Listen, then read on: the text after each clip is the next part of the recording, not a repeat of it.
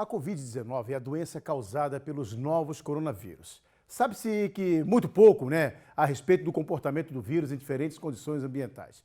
Por exemplo, no início da pandemia, falava-se que o vírus era mais resistente ao frio.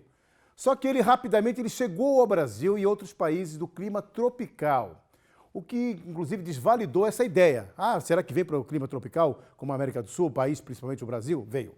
Outra controvérsia é sobre os sintomas. A atenção do sistema de saúde está voltada para quê? Para tosse seca e falta de ar, principalmente.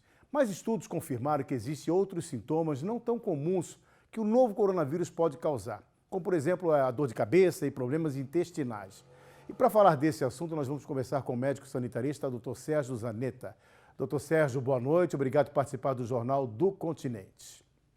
Boa noite, Dino. Boa noite aos ouvintes. Nós que agradecemos. Doutor, quais são os sintomas mais comuns hoje? Aqueles que, por exemplo, levam os médicos a aplicarem o teste da Covid-19. Olha, a Covid-19 tem uma série de sintomas que vão de diarreia, mal-estar, sintomas difusos, sintomas que confundem com com outras patologias, mas os principais sintomas que levam o paciente a ser considerado um paciente mais grave são sintomas associados de febre e principalmente tosse seca e falta de ar. Nesse caso, o paciente com esses sintomas e com um quadro, às vezes passados de 5, 7 dias do início dos sintomas, ele é um paciente considerado de maior risco de estar fazendo uma forma moderada ou grave da doença. E esse, naturalmente, exige um exame imediato e um exame específico para a detecção do vírus. Doutor Sérgio, quais seriam, por exemplo, os sintomas menos comuns numa questão como essa? Olha, apesar da gente inicialmente associar uma série de sintomas, é uma doença que não tem 4 meses de evolução, então há muito aprendizado sobre ela. Nós falamos pelas evidências científicas. Muita gente dá opinião, dá palpite, mas nós temos que seguir a ciência e as evidências científicas para falar sobre essa doença. Então, é uma doença que ela cursa, às vezes, com dor de garganta. Em poucos casos, diferente da gripe, ela cursa com coriza, secreção nasal.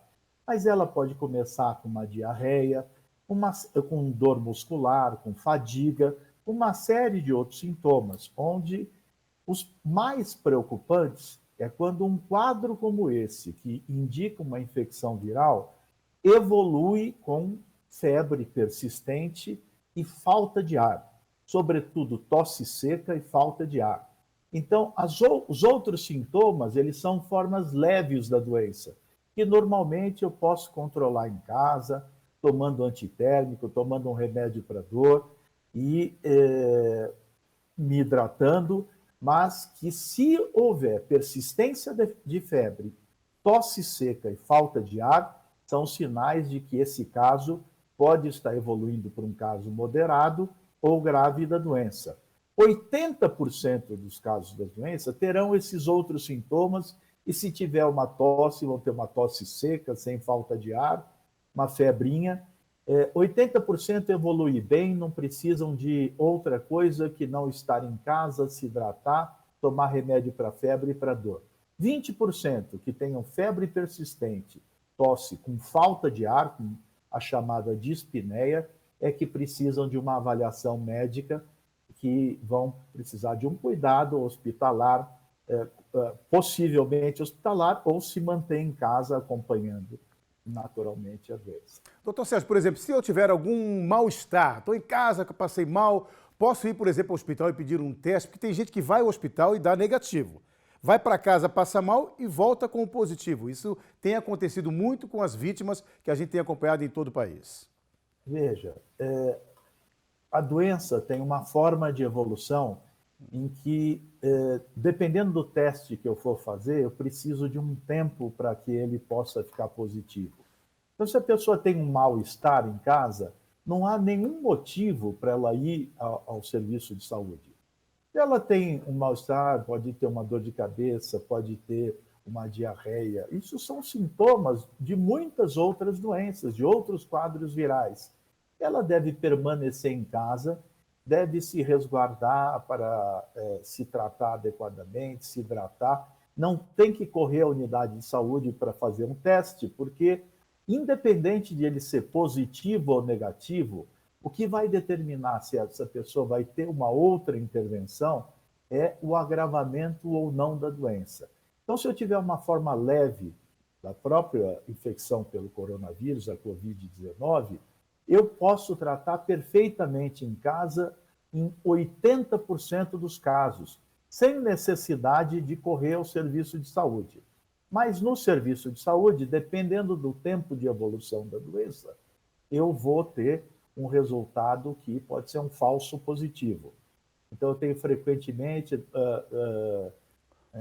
os testes escolhidos ou muito cedo ou tardiamente que dão resultados diferentes. Então, eu tenho tanto o teste PCR, que é a identificação do vírus, às vezes escolhido nos primeiros 2 dias, ele não dá positivo, ele dá um falso negativo, ele só vai positivar alguns dias depois. E da mesma forma, o teste chamado teste rápido, que é um teste que avalia a imunidade adquirida depois do desenvolvimento da doença, ele também precisa de 7 dias depois do início dos sintomas para ter uma sensibilidade, para começar a dar positivo. Então, tanto o pedido do exame como a interpretação do resultado tem que ser orientado por um médico que pode fazer isso de uma unidade básica de saúde, o seu médico por telefone e só procurar os serviços de saúde numa emergência caso tenha sintomas, como eu falei, de febre persistente e falta de ar. Não sendo esses sintomas, dando positivo ou negativo por coronavírus, você vai continuar em casa se hidratando, se tratando, porque são só casos graves que precisam de intervenção hospitalar. Doutor Sérgio, muito obrigado pelos esclarecimentos, pelas informações e ainda a melhor recomendação médica é, se puder, ficar em casa, isolamento social. Boa noite, obrigado pela participação. Não há outra alternativa no momento. Tá certo, obrigado.